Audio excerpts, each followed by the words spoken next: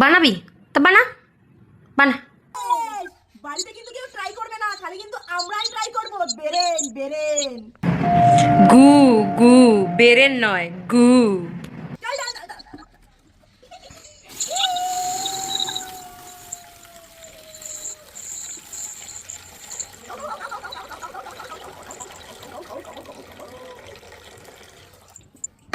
একটু জল দিয়ে দিই, না পিঠালে গন্ধ হয়ে যাবে। শুধু ফিনাইল কেন, তুমি একটুখানি ওর মধ্যে একটু হারপিকও দিয়ে দাও। হ্যাঁ, না না না, শুধু ফিনাইল খেলে হবে না, একটু হারপিক।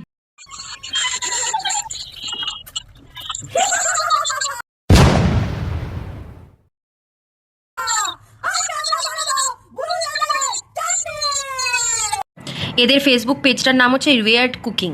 হ্যাঁ, রিয়ার্ডের চক্করে হারপিক, ফিনাইল, জুতো, মোজা, শালারা কি শুরু করছে। হ্যাঁ, তোমরা এদের পেজটাতে যাও, রিয়ার্ড কুকিং। হ্যাঁ, সবাই কিন্তু সরবিটেট, ওয়ারেস, জল, নুন চিনির জল, পাশে লোকজন নিয়ে বসবে, দেখে তোমাদের স্ট্রোক পোক হয়ে মাথা ফাতা ঘুরে পড়ে যেতে পারো।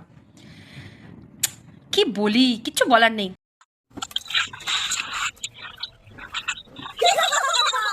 আজকে আমরা বানাবো হাওয়াই চটির পকোড়া।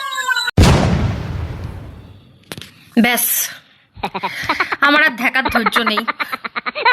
শালা, আমার চোখে কেউ 2 ফোঁটা হারপিক ঢেলে দে। কেন দিদি, কেন?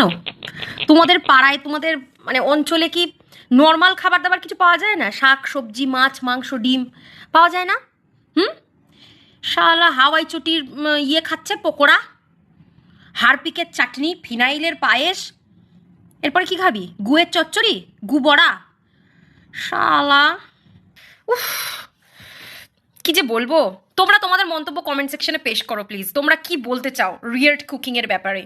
তোমরা কি কেউ কখনো এরকম রিয়ার্ড কুকিং করেছো? মানুষের খাবারের প্রতি ভালোবাসা নষ্ট হয়ে যাবে এদের জ্বালায়, পাগল ছাগল।